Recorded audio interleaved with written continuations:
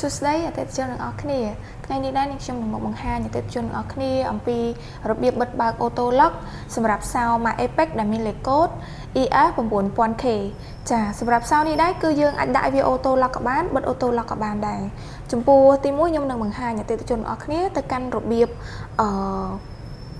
បិទ Auto Lock ចាអញ្ចឹងគឺដើម្បីបិទ Auto Lock បានហ្នឹងគឺយើងតម្រូវឲ្យសោរបស់យើងនេះគឺវាបិទទ្វារសិនចា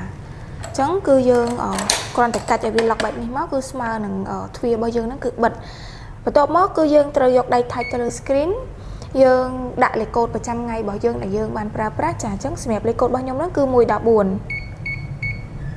បន្ទាប់មកគឺយើងយកត្រង់ជ្រូកចាបន្ទាប់មកទៀតគឺដើម្បីបិទ Auto Lock បានហ្នឹងគឺយើងត្រូវយកលេខ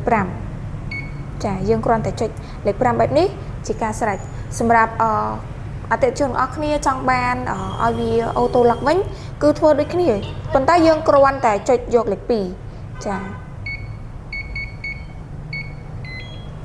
បន្ទាប់បើយើងចង់ដាក់ Auto Lock វិញគឺយើងត្រូវយកលេខ2គឺគ្រាន់តែធ្វើបែបនេះដូចគ្នាអតិថិជនអស់គ្នាអាចបិទបើកសាកមើលបានថាសោនេះវា Auto Lock ឬក៏អត់ Auto Lock